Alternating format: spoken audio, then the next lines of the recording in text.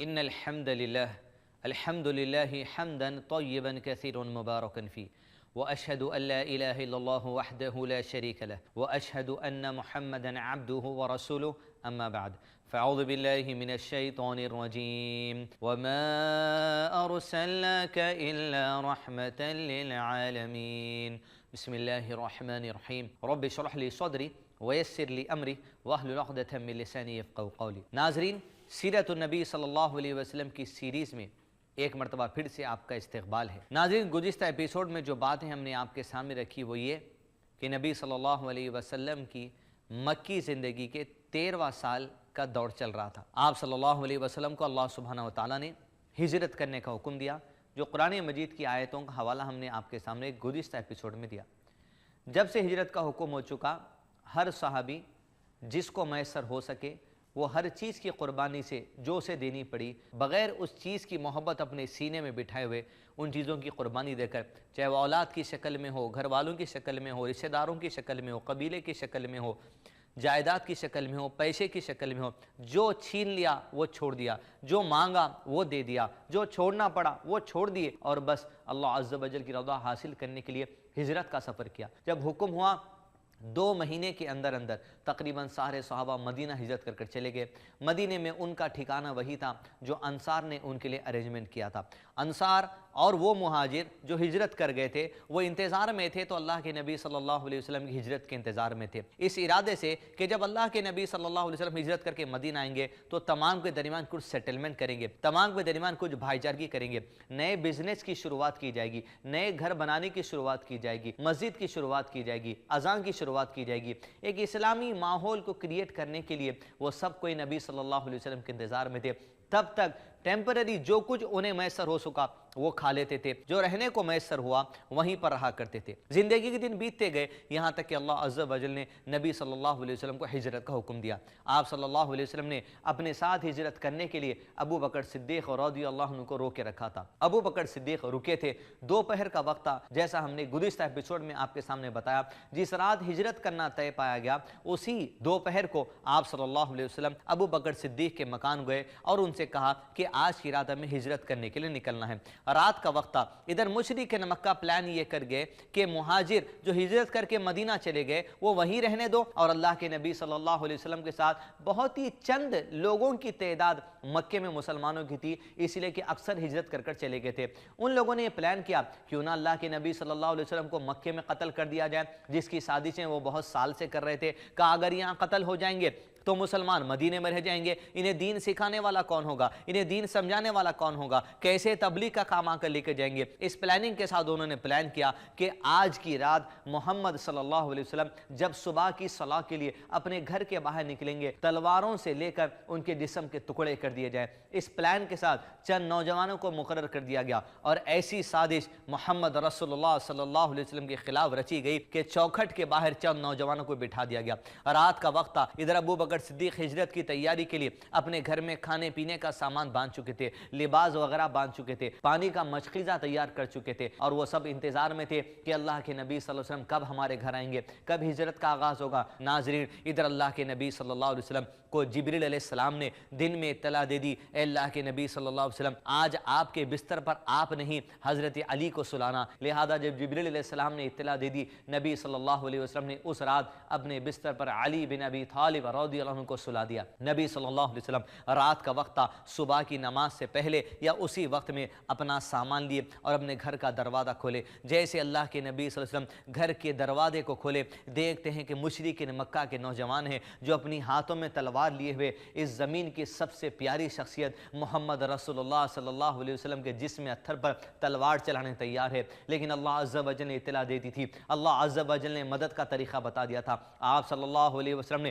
جب دروازہ کھولا تو دروازہ کھولتے ہی نبی صلی اللہ علیہ وسلم نے اپنے ہاتھ میں کچھ مٹی کے کنکر لے لیے. جب کنکر اپنے ہاتھ میں لیے تو آپ صلی اللہ علیہ وسلم سورہ یاسین کی آیت تلاوت کرتے جاتے، وَجَعَلْنَا مِن بَيْنِ أَيْدِيهِمْ سَدًّا وَمِنْ خَلْفِهِمْ سَدًّا فَأَغْشَيْنَاهُمْ فَهُمْ لَا يُبْصِرُونَ. یہ آیت پڑھتے جاتے اور وہ مشرکین مکہ کے نوجوان جو اللہ کے نبی صلی اللہ علیہ وسلم کو قتل کرنے کے لیے تلواریں ہاتھ میں لے کر آپ صلی اللہ علیہ وسلم کے گھر کے باہر بیٹھے تھے، ان کے سروں پر ڈالتے چلے جاتے۔ اس آیت کا ترجمہ یہ ہے کہ اللہ عز و جل نے ان کے آنکھوں کے آگے پردہ ڈال دیا ہے، ان کے آنکھوں کے پیچھے پردہ ڈال دیا ہے کہ وہ آپ کو نہیں دیکھ سکتے، بس سر پہ مٹی ڈالتے اور ان کے آنکھوں کے سامنے سے اللہ کے نبی صلی اللہ علیہ وسلم نکلتے، مجال نہ ہو سکی کوئی اپنی تلوار اٹھا کر اللہ کے نبی صلی اللہ علیہ وسلم پر چلا دے۔ ناظرین، یہ اللہ عز و جل کی مدد ہے، وہ کس طرح اپنے دین کو سربلند کرنے کے لیے، وہ کس طرح اپنے دین کو دنیا کے تمام مذاہب پر غالب کرنے کے لیے کس طرح اللہ سبحانہ تعالیٰ رسول اللہ صلی اللہ علیہ وسلم اور مسلمانوں کی مدد کرتے ہیں، یہ آپ نے گزشتہ بھی دیکھا اور یہ بھی اس کی ایک بڑی مثال ہے۔ ناظرین، اللہ کے نبی صلی اللہ علیہ وسلم سامنے سے نکلے، ابو بکر صدیق رضی اللہ عنہ کے گھر پہنچے، گھر کو دستک دی، دستک جیسے دی ابو بکر صدیق رضی اللہ عنہ نے دروازے کو کھولا، جیسے دروازہ کھولا اللہ کے نبی صلی اللہ علیہ وسلم آئے، گھر کے اندر آپ صلی اللہ علیہ وسلم کو بلا لیا گیا، سامان تیار تھا، پانی کا مشغلہ تیار تھا، کھانے کے لیے روٹی تیار تھی، کپڑے وغیرہ تیار کر چکے تھے۔ ابو بکر صدیق کے گھر کی کھڑکی کھولی گئی، کھڑکی سے نبی صلی اللہ علیہ وسلم اور ابو بکر صدیق رضی اللہ عنہ ہجرت کے مبارک سفر کے لیے نکلتے ہیں۔ ناظرین، سوچ کر دیکھیے جان کا کتنا خطرہ ان کو تھا کہ گھر کے دروازے سے نہیں، گھر کی کھڑکی کا راستہ اپنانا پڑا۔ ایک اونٹنی تیار کر رکھی گئی تھی، وہاں سے بیٹھ کر نبی صلی اللہ علیہ وسلم ابو بکر صدیق رضی اللہ عنہ غار ثور کی طرف چلے، جو مکے سے مدینہ جانے والے راستے پر کچھ ہی میل پر مل جاتا ہے۔ غار ثور جو اونچائی پر تھا، وہاں پر اللہ کے نبی صلی اللہ علیہ وسلم ابو بکر صدیق 3 راتوں کو رہنے کا پروگرام کیے۔ جیسے 3 راتوں کو رہنے کا پروگرام کیے، غار ثور میں دونوں تشریف لا چکے۔ ادھر مشرکین مکہ جو اللہ کے نبی صلی اللہ علیہ وسلم کی گھر کی چوکھٹ کے باہر بیٹھے تھے، انہیں ایک شخص نے اطلاع دی کہ کیوں یہاں پر تم تلواریں لے کر بیٹھے ہو؟ تو ان لوگوں نے کہا، آج ہمارے قبیلے کے سرداروں نے کہا کہ آج کی رات اللہ کے نبی صلی اللہ علیہ وسلم کو قتل کرنا ہے۔ اس شخص نے کہا، کیا تم نہیں دیکھتے تمہارے سروں پر مٹی ڈال کر وہ ابھی ابھی یہاں سے چلے گئے؟ جب ان لوگوں کو اس بات کا یقین نہیں ہوا کہ وہ ہماری آنکھوں کے سامنے سے چلے گئے، تو اس شخص نے کہا، اپنے سر کے بال جھٹک کر تو دیکھو۔ جب وہ سر کے بال کو جھٹکنے لگے تو ان کے بال سے مٹی گری، تو انہیں پتا چلا یہ شخص تو صحیح کہہ رہا ہے۔ فوری گئے، اپنے قبیلے کے سرداروں کو اطلاع دی کہ نبی صلی اللہ علیہ وسلم ہمارے سر پر مٹی ڈال کر ہمارے آنکھوں کے سامنے سے مدینہ نکل گئے اور ہمیں پتہ بھی نہ چلا۔ جیسے قریش کے سرداروں کو اس بات کی پتہ چلا کہ نبی صلی اللہ علیہ وسلم نکل چکے، ان لوگوں نے کہا یہ تو آخری موقع تھا انہیں روکنے کا، اگر آج یہ ہاتھ سے نکل گئے تو اسلام کی دعوت مکہ اور دنیا کے ہر خطے میں پھیل جائے گی۔ اس بات کا بہت خاصا اور اچھی طریقے سے اندازہ مشرکین مکہ کو تھا، لہذا انہوں نے فوری اسی وقت میں ایک انعام کا اعلان کیا کہ جو کوئی نبی صلی اللہ علیہ وسلم کو زندہ یا مردہ پکڑ کر لائے گا اسے 100 سور خون دیے جائیں گے، اور جو کہ ابو بکر صدیق کو زندہ یا مردہ پکڑ کر لائے گا اسے بھی 100 سور خون دیے جائیں گے۔ اسی انعام کی لالچ میں مشرکین مکہ کے نوجوانوں کے سروں پر ایک جنون سوار ہو گیا، انہیں پتا نہیں تھا کس کے خلاف انعام رکھا گیا۔ وہ نبی صلی اللہ علیہ وسلم ہے، وہ اللہ کے سچے آخری رسول ہیں، لہذا تلواروں کو میانوں سے نکال لیا گیا۔ ایک ٹکڑی بازاروں میں تلاشی لینے لگی، ایک ٹکڑی نبی صلی اللہ علیہ وسلم کے گھر میں داخلہ لی۔ جب بستر سے کھینچا تو دیکھتے ہیں کہ علی بن ابی طالب رضی اللہ عنہ حضرت علی کو کھینچ کر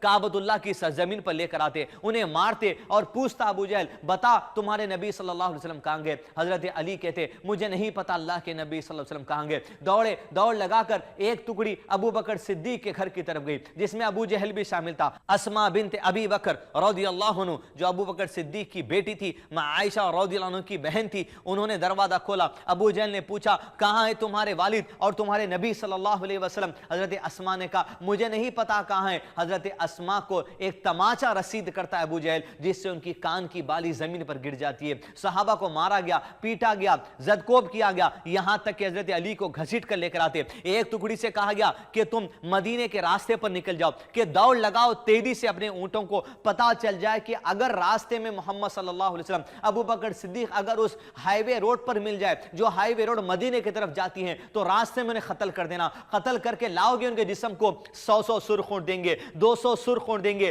ریڈ کیمل کی ویلیو اس زمانے میں ایسی تھی گویا آج کے زمانے میں کوئی بڑی جو سو مہنگی کار کی ویلیو ہوتی ہے، اس زمانے میں 1 سرخون کی ویلیو ہوا کرتی تھی۔ اس طرح 200 سرخون کا انعام رکھا گیا۔ ایک ٹکڑی مدینے کے ہائی وے روڈ پر نکل گئی، ایک ٹکڑی گھروں کی تلاشی لینے لگی، ایک ٹکڑی بازاروں میں نکل گئی، اور ایک ٹکڑی مشرک مکہ کی غاروں کی تلاشی لینے لگی، کیونکہ انہیں پتا تھا کہ نبوت سے پہلے اللہ کے نبی صلی اللہ علیہ وسلم غار ہرا میں وقت بتا کرتے تھے۔ انہیں پتا تھا کہ عرب کے لوگ غاروں میں پناہ لیتے ہیں، یہاں تک کہ ایک ٹکڑی غاروں کی تلاشی لیتے ہوئے اسی غار ثور کی اوپر چڑھ گئی جس غار ثور کے اندر آپ صلی اللہ علیہ وسلم اور ابو بکر صدیق تھے۔ ابو بکر صدیق رضی اللہ عنہ کو قدموں کی آہٹ محسوس ہوئی کہ غار ثور کے اوپر کوئی ہے۔ ابو بکر صدیق نے اپنی آنکھ باہر نکال کر دیکھا تو دیکھتے ہیں کہ انہیں دشمن کے پیر نظر آ رہے تھے۔ وہ اپنے چہرے کو اندر لیتے ہیں غار کے اور کہتے ہیں اللہ کے نبی صلی اللہ علیہ وسلم دشمن ہمارے سر کے اوپر آ چکا ہے، ان کی ہاتھوں میں تلواریں ہیں۔ اے اللہ کے نبی صلی اللہ علیہ وسلم اگر وہ اپنی نگاہیں اپنے جوتوں کی طرف بھی ڈالیں گے تو جب جوتوں کو دیکھیں گے تب ہمیں بھی دیکھ لیں گے، ہم غار کے نیچے ہیں، ہمیں ٹوٹل گھیر لیا گیا ہے۔ ایک طرف مدینے میں وہ مسلمانوں کی جماعت جو 13 سال سے اسلام قبول کر کے چلے گی، وہ انصار جنہوں نے اپنے گھروں کے دروازے مسلمانوں کے لیے کھول دیے، جس نبی کے انتظار میں ہے جو دین سکھانے والے ہیں، وہ نبی کا عالم یہ ہے کہ وہ نبی تلواروں کی سایوں میں غار ثور کے اوپر 2 آدمی ہیں بس، اور کئی بڑی تعداد ان کو گھیر چکی۔ ایسی سچویشن میں ناظرین تصور کر کے دیکھ کیسی پریشانی کا عالم ہے۔ زندگی میں چاہے آپ کی کسی معاملے میں پریشانی آ جائے، چاہے وہ گھر کا کرایہ ہو یا راشن کا بل ہو یا ٹیلی فون کا بل ہو یا دواؤں کے اخراجات ہو یا اسکول کی فیس ہو یا کسی دوست اسپتال کی دوائی کا اخراجات ہو، یہ تمام تر پریشانیوں کو ایک طرف آپ رکھیں اور اللہ کے نبی صلی اللہ علیہ وسلم کی اس نصیحت کو یاد رکھیں جو آپ صلی اللہ علیہ وسلم نے اس غار ثور کی چٹان سے دی کہ نبی صلی اللہ علیہ وسلم نے ارشاد فرمایا، اے ابو بکر گھبراؤ نہیں، اے ابو بکر گھبراؤ نہیں، تمہارا کیا خیال ہے ان 2 لوگوں کے بارے میں جس کا تیسرا مددگار اللہ ہے، لا تحزن ان اللہ معنا، گھبرا نہیں ابو بکر، غمزدہ مت ہو، بے شک اللہ ہماری مدد کرنے والا ہے۔ اتنی بڑی پریشانی میں جہاں گھیر لیے گئے تھے، تلواریں جن کے سروں پر لٹک رہی تھی، ایسے موقع پر بھی اللہ کے نبی صلی اللہ علیہ وسلم نے کہا ابو بکر گھبراؤ نہیں، بے شک اللہ ہمارے ساتھ ہے۔ جب ہم اللہ کی راہ میں نکلے ہیں، اس کے حکم سے نکلے ہیں، اس کی رضا سے نکلے ہیں تو بے شک اللہ عز و جل ہماری مدد کرے گا۔ یہی ہوا جو نبی صلی اللہ علیہ وسلم کے گھر کے باہر ہوا تھا کہ اللہ سبحانہ وتعالیٰ نے ان کی آنکھوں پر پردہ ڈال دیا اور کئی دیر وہاں رہنے کے بعد وہ وہاں سے نکل پڑے، اور جب وہ وہاں سے چلے گئے تو نبی صلی اللہ علیہ وسلم 3 دن تک وہاں رہے، اس لیے کہ دوسرا خطرہ یہ تھا، ایک ٹکڑی تھی جو مدینے کو جانے والی ہائی وے روڈ پر پیچھا کر رہی تھی، وہ دور تک جا کر دیکھتے رہے، دور تک ڈال کر تلاشی کرتے رہے، وہ چھپتے چھپاتے تلاشی کرتے رہے، انہیں پتہ نہیں چلا کہ اللہ کے نبی صلی اللہ علیہ وسلم اس راستے پر ہیں۔ آخرکار وہ ٹکڑی بھی پلٹ کر آ گئی جو مدینے کی ہائی وے روڈ پر گئی تھی۔ ساری ٹکڑیاں مشرکین مکہ کی، سارے گروہ مشرکین مکہ کے ہمت ہار چکے اور یہ سمجھ چکے کہ اللہ کے نبی صلی اللہ علیہ وسلم مدینہ جا چکے ہیں، لہذا ان کے ہاتھ میں جو آخری موقع تھا وہ ختم ہو چکا، لہذا مشرکین مکہ کے پاس یہ فائنل بات تھی کہ اب مدینے پر حملہ کرنا ہوگا مسلمانوں کو قتل کرنے کے لیے۔ مدینے پر حملہ کرنے کا مطلب یہ ہے وہاں کے انصار سے لڑنا پڑے گا، وہاں کے مہاجروں سے لڑنا پڑے گا، وہاں کے 200 انصار سے لڑنا پڑے گا، وہاں کے قبیلے والوں سے لڑنا پڑے گا، ایک نئی دشمنی ان کو مولنا پڑے گا صرف مسلمانوں کو ختم کرنے کی خاطر۔ یہ باتیں ان کے ذہنوں میں چل رہی تھی۔ وہ ٹکڑی مدینے کے ہائی وے روڈ سے پلٹ کر آئی، لیکن ایک شخص جس کا نام تھا سراخہ وہ اسی راستے میں بیٹھا تھا۔ اسے پتا تھا کہ اتنی دیر میں کوئی آدمی مدینے کے راستے پہ یہ راستہ پار کر کے نہیں جا سکتا، لہذا سراخہ وہیں رکا رہا۔ اسے پتا تھا کہ اللہ کے نبی صلی اللہ علیہ وسلم اور ابو بکر صدیق یہیں کہیں ہوں گے مکے میں، اور وہ 2 یا 3 دن کے بعد نکل کر جائیں گے۔ وہ مدینے کی ہائی وے روڈ پر چھپا رہا، اپنے آپ کو محفوظ کرتا رہا۔ آخرکار 3 دن کے بعد نبی صلی اللہ علیہ وسلم نے ابو بکر صدیق رضی اللہ عنہ سے کہا کہ ابو بکر اب اتر پڑو غار سے۔ اونٹنیوں کو جو تیار کر لیا گیا، نبی صلی اللہ علیہ وسلم ابو بکر صدیق رضی اللہ عنہ ایک ہی اونٹنی پر سوار ہوتے ہیں اور بس رسول اللہ صلی اللہ علیہ وسلم پیچھے اور ابو بکر صدیق اونٹنی آگے چلاتے چلے جاتے، یہاں تک کہ ایک راستے بتانے والے ماہر شخص کو ہائر کر لیا گیا جو چھپتے چھپاتے ایسے راستوں سے مدینہ لے کر جائے جو لوگوں سے جو سو سیکیور راستہ ہو، لوگوں کی نظر سے محفوظ رکھنے والا راستہ ہو، اس راستے سے لے کر وہ آدمی جائے گا اور اللہ کے نبی صلی اللہ علیہ وسلم ابو بکر صدیق رضی اللہ عنہ کے ساتھ اپنی اونٹنی پر سوار ہوئے۔ راستے میں سراخہ بیٹھا ہے، مدینے کا سفر کا آغاز ہوتا ہے۔ ناظرین توجہ دیجئے، ہجرت کے سفر کا آغاز ہوتا ہے۔ اللہ کے نبی صلی اللہ علیہ وسلم کی زندگی کا اہم ٹرننگ پوائنٹ، ایک ایسا ٹرننگ پوائنٹ جس سفر کو ساری امت قیامت کے دن تک یاد رکھے گی، ایک ایسا ٹرننگ پوائنٹ اسلام مکے کی آغوش سے نکل کر مدینے کی آغوش کی طرف جا رہا ہے۔ اللہ کے نبی صلی اللہ علیہ وسلم اپنی زندگی غالباً 53 سال مکے میں گزارنے کے بعد آخری زندگی کے 10 سال گزارنے کے لیے مدینے کی مبارک سرزمین کی طرف ہجرت کرنے جاتے ہیں۔ وہ ایسی زندگی عظیم و شان ناظرین کرام کہ ایسی آزمائشوں میں 2 4 کر دیے گئے جس کا اندازہ دنیا نہیں لگا سکتی۔ اسی وجہ سے مشرکین مکہ کے نوجوانوں کے سروں پر جنون سوار ہو گیا اور وہ اللہ کے نبی صلی اللہ علیہ وسلم کی تلاشی کے لیے بازاروں میں، گھروں میں اور مدینے کے راستے پر غاروں کا پیچھا کرنے لگے، یہاں تک کہ کہ ہر جگہ ناکامی کے بعد لوگ پلٹ کر آئے تو مشرکین مکہ کے سرداروں کو پتا چل چکا کہ اللہ کے نبی صلی اللہ علیہ وسلم مدینہ ہجرت کر کر جا چکے. لیکن اسی عصر میں مشرکین مکہ میں سے ایک آدمی جس کا نام سراقہ تھا، اسے اندازہ تھا اور وہ اس لالچ میں کہ اسے 200 سرخن مل جائے، اس کی دنیا کے اندر دولت ہی دولت آ جائے، وہ چھپا رہا. اسے اندازہ تھا، جو راستوں کا ماہر تھا، جو ایک صلاحیت والا فوجی آدمی تھا، اسے اندازہ تھا اور وہ وہیں چھپا رہا. یہاں تک کہ 3 راتیں گزرنے کے بعد غار ثور سے آپ صلی اللہ علیہ وسلم ابو بکر صدیق کے ساتھ نکلے. ایک راستہ بتانے والے ماہر شخص کو ہائر کر لیا گیا تھا. سواری پر بیٹھ کر نبی صلی اللہ علیہ وسلم ابو بکر صدیق کے لیے سفر طے کرتے ہیں. سفر کا آغاز کیا گیا. سفر کا آغاز کرنے کے بعد جب مدینے کی ہائی وے روڈ پر اللہ کے نبی صلی اللہ علیہ وسلم ہے اس مقام پر سے گزرے جس مقام پر سراقہ اپنے آپ کو 3 دن سے چھپائے رکھا تھا. یہاں تک کہ جیسا گزرے سراقہ کی نظر پڑی نبی صلی اللہ علیہ وسلم ابو بکر صدیق رضی اللہ عنہ پر، تو اس کا اندازہ جو 3 دن سے تھا وہ ٹھیک نکلا اور اب وہ 200 سرخ اونٹ کی لالچ میں رسول اللہ صلی اللہ علیہ وسلم کو قتل کے ارادے سے نکلا اپنے اونٹ کو دوڑا کر. جب اپنے اونٹ کو دوڑایا اللہ کے نبی صلی اللہ علیہ وسلم ابو بکر صدیق ایک اونٹنی پر سوار ہے. ابو بکر صدیق مڑ کر دیکھتے جاتے. سراقہ رسول اللہ صلی اللہ علیہ وسلم کے اور ابو بکر صدیق کے قریب آتا. اللہ کے نبی صلی اللہ علیہ وسلم ابو بکر صدیق سے کہتے ابو بکر تم اونٹ دوڑاتے چلے جاؤ. ابو بکر اونٹ دوڑاتے چلے جاتے. مڑ مڑ کر پیچھے دیکھتے. سراقہ قریب آ چکا. یہاں تک کہ سراقہ اللہ کے نبی صلی اللہ علیہ وسلم پر تلوار اٹھانے جاتا. ابو بکر صدیق پلٹ کر کہتے اے اللہ کے نبی صلی اللہ علیہ وسلم کیا کروں. اللہ کے نبی صلی اللہ علیہ وسلم کہتے اونٹ دوڑاتے چلے جاؤ. یہاں تک کہ سراقہ دونوں کے قریب آتا کہ اچانک اللہ کے حکم سے سراقہ کے اونٹ کے دونوں پیر ریگستان کی زمین میں دھس جاتے. جیسے ہی اونٹ کے پیر زمین میں گئے سراقہ اعلان کرتا ہے اے محمد صلی اللہ علیہ وسلم ابو بکر صدیق میں نے تم دونوں کو پناہ دے دی ہے. گزشتہ ایپیسوڈ میں ہم نے آپ کو بتایا عرب کا دستور تھا اگر دشمن اپنے دوسرے آدمی سے کہہ دے کہ میں نے تجھے پناہ دے دی ہے، مطلب یہ کہ زبان کی اتنی اہمیت ان کے پاس تھی، وعدے کے اتنے منظم وہ لوگ تھے، دشمن بھی رک جاتا. اللہ کے نبی صلی اللہ علیہ وسلم نے کہا ابو بکر سراقہ نے کہہ دیا کہ اس نے پناہ دے دی، رک جاؤ. اللہ کے نبی صلی اللہ علیہ وسلم جب ابو بکر صدیق نے کہا نہیں اللہ کے نبی صلی اللہ علیہ وسلم یہ تو مشرک ہے کہیں دھوکہ نہ دے دے. آپ صلی اللہ علیہ وسلم نے کہا نہیں رکو. ابو بکر صدیق نے سواری کو روکا.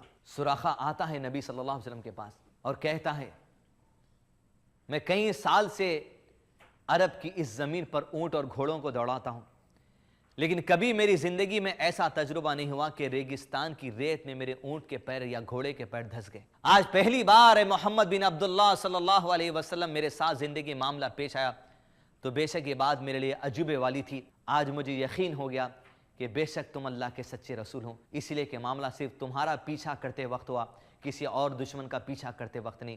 لیکن اے محمد صلی اللہ علیہ وسلم میں جانتا ہوں اللہ کے نبی صلی اللہ علیہ وسلم میں نے اب آپ کو پناہ دے دی، میں آپ کو قتل نہیں کروں گا دستور کے مطابق، لیکن مجھے پتا ہے. تصور کر کے دیکھیں ناظرین سراقہ کی اس بات کو. وہ کہتا ہے لیکن مجھے پتا ہے اب آپ مدینہ جائیں گے، مضبوط ہوں گے، فوج بنائیں گے، اسلام غالب ہوگا اور مجھے یقین ہے کہ ضرور آپ اور مسلمان ایک دن پلٹ کر مکہ واپس آنے والے ہیں. اے محمد بن عبداللہ صلی اللہ علیہ وسلم جس دن آپ لوگ پلٹ کر مکہ واپس آئیں گے میری بات یاد رکھیے کہ مجھ کو، میرے گھر والوں کو، میرے قبیلے والوں کو آپ پناہ دے دینا. مجھے یقین ہے آپ لوگ مکہ پلٹ کر آئیں گے، آپ لوگ مکہ فتح کریں گے، مکہ آپ کے قبضے میں ہوگا. لیکن جب مکہ آپ کے قبضے میں ہوگا تو مکے کے سارے لوگ آپ کے قبضے میں ہوں گے. مجھ کو، میرے قبیلے والوں کو پناہ دے دینا. اللہ کے نبی صلی اللہ علیہ وسلم یہاں سے 7 یا 6 سال کے بعد مکہ فتح کرنے کے لیے پلٹ کر آنے والے ہیں. لیکن 6 یا 7 سال پہلے آپ صلی اللہ علیہ وسلم نے سراقہ کو اور اس کے گھر والوں کو کے بارے میں کہہ دیا ہم نے تمہیں پناہ دے دی ہے، جب پلٹ کر مکہ آئیں گے تم پر اور تمہارے گھر والوں پر حملہ نہیں کیا جائے گا. ناظرین سراقہ کو اندازہ تھا اللہ کے نبی صلی اللہ علیہ وسلم کے اخلاق کا، نبی صلی اللہ علیہ وسلم کی اسٹریٹجیز کا، نبی صلی اللہ علیہ وسلم کی پلاننگ کا کہ کس طرز سے وہ کام کرتے تھے. ان کو خاصا اندازہ تھا کہ یہ لوگ پلٹ کر اسلام کی دعوت لے کر مکہ میں آئیں گے اور مکے کے لوگ جو 13 سال سے مسلمانوں کو مار کر رکھتے تھے، مسلمانوں کو کمزور بنا کر رکھتے تھے، وہ مسلمانوں کو ایک دن اللہ تعالیٰ طاقت دے گا اور اللہ تعالیٰ ضرور ان کو مکہ فتح کروائے گا. اس کو اندازہ تھا. یہاں تک کہ گفتگو ہوئی اور اللہ کے نبی صلی اللہ علیہ وسلم امن و امان سے مدینے کے راستے کی طرف نکلے. ناظرین اس مبارک سفر کا آغاز ہوتا ہے، آپ صلی اللہ علیہ وسلم کی ہجرت کا آغاز ہوتا ہے. نبی صلی اللہ علیہ وسلم اپنی ہجرت کے لیے مدینے کے راستے کی طرف، اور آپ صلی اللہ علیہ وسلم نے اس مبارک سفر نے 80 گھرانوں کو دین اسلام کی دعوت دی. اور اسی موقع پر اسی مبارک سفر میں ابھی مدینہ پہنچنے سے پہلے آپ صلی اللہ علیہ وسلم کے ہاتھ پر 80 घरानों ने इस्लाम को कबूल किया। इस मुबारक सफर में भी आप सल्लल्लाहु अलैहि वसल्लम दीन इस्लाम की दावत का काम लोगों में करते जाते। नाजरीन, ये जो 80 घरानों ने इस्लाम को कबूल किया, ये ऐसे नहीं थे जिन्होंने कभी अल्लाह के नबी सल्लल्लाहु अलैहि वसल्लम के बारे में नहीं सुना था, लेकिन आप सल्लल्लाहु अलैहि वसल्लम का काम, नबी सल्लल्लाहु अलैहि वसल्लम की प्लानिंग, आप सल्लल्लाहु अलैहि वसल्लम की दावती सरगर्मियां ऐसी थी, घर घर, खित्ता खित्ता, कबीला कबीला, गांव गांव, शहर शहर, अल्लाह के नबी सल्लल्लाहु अलैहि वसल्लम की रिसालत का चर्चा अल्लाह अज़्ज़ा व जल ने आम कर दिया था। जब लोग दू बदू नबी सल्लल्लाहु अलैहि वसल्लम से मिलते, जब लोग नबी सल्लल्लाहु अलैहि वसल्लम को रास्त सुनते, तो लोग इस्लाम कबूल कर लेते। इस मुबारक सफर में 80 घरानों ने इस्लाम को कबूल किया। यहां तक के सफर आगे बढ़ा, मदीने से कुछ ही दूर के फासले पर नबी सल्लल्लाहु अलैहि वसल्लम एक मुकाम पर रुके, जिस मुकाम को कुबा कहा जाता है। सबसे पहली मस्जिद जिसके बारे में कुरान मजीद में तज़किरा किया गया, वो मस्जिद जिसकी बुनियाद तख्फे पर रखी गई, उस मस्जिद को मस्जिद कुबा कहा जाता है। मदीने से पहले इलाका है। नबी सल्लल्लाहु अलैहि वसल्लम कुबा इलाके में रुके और गालिबन 10 दिन तक नबी सल्लल्लाहु अलैहि वसल्लम कुबा इलाके में रखे, और वहीं पर आप सल्लल्लाहु अलैहि वसल्लम ने सबसे पहली मस्जिद को तामीर किया, जिस मस्जिद को मस्जिद कुबा कहा जाता है। इसी मस्जिद के बारे में आप सल्लल्लाहु अलैहि वसल्लम ने इरशाद फरमाया, जो कोई 2 रकात नफिल नमाज इस मस्जिद में पढ़ता है, उसको गोया 1 उम्रा के बराबर सवाब दिया जाता है। इसी मस्जिद को जब कभी आप हज या उम्रा के लिए जाएंगे, मस्जिद कुबा जरूर अटेंड करना। उस मस्जिद में यह हदीस को मेंबर पर लिख दिया गया है कि जो कोई इस मस्जिद में 2 रकात नफिल पढ़ेगा,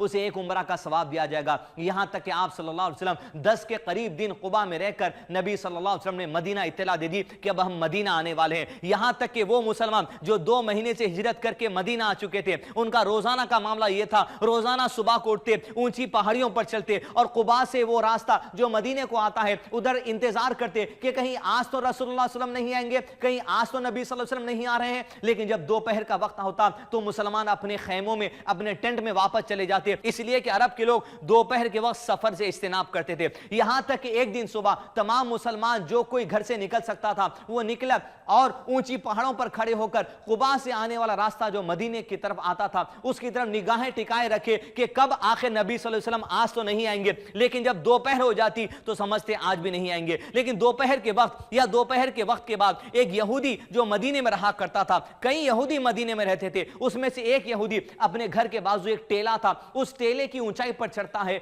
और कुछ काम के लिए जब उसकी नजर पड़ती है कि कुबा से कुछ लोग आ रहे हैं मदीने की तरफ, वो वहीं खड़ा रहता है। यहां तक कि जब वो लश्कर करीब आता है तो उनके इंतजार में रहता है और वो औसाफ जो तौरात में अल्लाह के नबी सल्लल्लाहु अलैहि वसल्लम के बयान किए गए थे, वो औसाफ जो उसने उनके उलेमा से सुने थे, जब वो औसाफ समझ लेता है तो पुकार कर कहता है, ऐ अरब के लोगों, ये रहा तुम्हारा नसीब, ये रहे मोहम्मद सल्लल्लाहु अलैहि वसल्लम, जिसके इंतजार में तुम 2 महीने से मदीने की सरजमीन पर दीवानावार जिंदगी बसर करते हो। जैसे मुसलमानों को इत्तला दी गई कि अल्लाह के नबी सल्लल्लाहु अलैहि वसल्लम मक्के से मदीना हिजरत कर कर आ चुके हैं, मुसलमान जो मदीने में थे, अंसार के बच्चे, अंसार मदीने से अपने घरों को छोड़कर मदीने के किनारे पर आकर अल्लाह के नबी सल्लल्लाहु अलैहि वसल्लम का इस्तकबाल करते हैं। अंसार चाहते हैं वो अल्लाह के नबी सल्लल्लाहु अलैहि वसल्लम, जिनका कोई घर अभी मदीने के अंदर नहीं है, हर अंसारी साहबी चाहता था कि अल्लाह के नबी सल्लल्लाहु अलैहि वसल्लम मेरे घर मेहमान बनकर जिंदगी गुजारे, मेरे घर में जिब्रील अलैहिस्सलाम वही लेकर आए। वो बरकतों का माहौल लोग अपने घरों के अंदर चाहते थे।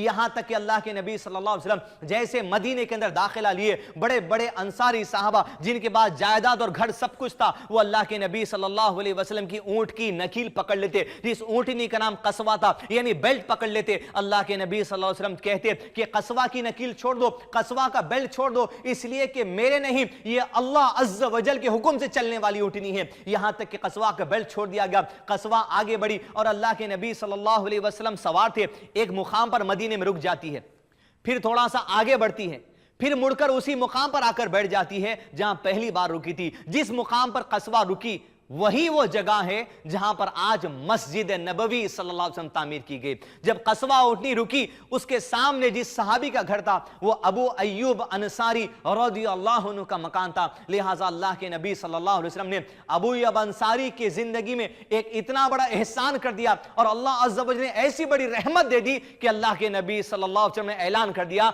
मैं आज से अबू अय्यूब अंसारी के मकान में मेहमान बनकर रहने वाला हूं। कब तक? उस वक्त तक जब तक कि मैं अपना घर मदीने में तामीर ना कर लूं। नाजरीन, अल्लाह के नबी सल्लल्लाहु अलैहि वसल्लम मदीने में दाखिला लिए और यही वो मौका है जहां आप सल्लल्लाहु अलैहि वसल्लम की 13 سالہ مکی زندگی کا اختتام ہوا اور یہاں سے مدنی زندگی کا آغاز ہوتا ہے۔ ناظرین، آپ جانتے ہوں گے ہجری کیلنڈر جو ہم شادیوں کے موقع پر لکھتے ہیں کہ 1438 ہجری یا 1435 ہجری، یہ کیلنڈر عمر بن خطاب رضی اللہ عنہ کے زمانے میں ایجاد کیا گیا۔ یعنی صحابہ سے مشورہ کیا کہ آخر کیا وہ تاریخ ہوں گی جہاں سے ہم اسلامی کیلنڈر کو وجود دیں، تو صحابہ نے مشورہ دیا رسول اللہ صلی اللہ علیہ وسلم کی ہجرت کے سفر سے۔ تو آج 1438 ہجری چلتی ہے، تو مطلب یہ ہے ناظرین کہ اللہ کے نبی صلی اللہ علیہ وسلم مکے سے آ کر مدینے میں داخلہ لے کر، قصوہ سے اتر کر ابو ایوب انصاری کے مکان میں داخلہ لے کر 1438 سال مکمل ہو چکے ہیں۔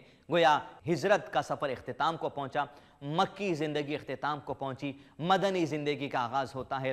کیا وہ حالات ہیں، کیسے مدنی زندگی میں مسلمان مہاجر اور انصار کے معاملے طے کیے گئے، کیسے مدنی زندگی میں اسلام پر عمل کیا گیا، کیسے اسلام کو محفوظ کیا گیا، کیسے اسلام دنیا بھر میں جو پھیلا گیا، جس کی وجہ سے آج مجھ تک اور آپ تک دین اسلام کی بات پہنچ چکی ہے۔ یہ تمام حالات انشاءاللہ آنے والے ایپیسوڈ میں ہم آپ کے سامنے بیان کریں گے۔ انشاءاللہ اگلا ایپیسوڈ مدنی زندگی کا آغاز ہوگا اور یہ ایپیسوڈ پہ 13 سالہ مکی زندگی اختتام ہوتا ہے۔ ربنا لا تزغ قلوبنا بعد إذ هديتنا وهب لنا من لدنك رحمة إنك أنت الوهاب وآخر دعوانا أن الحمد لله رب العالمين۔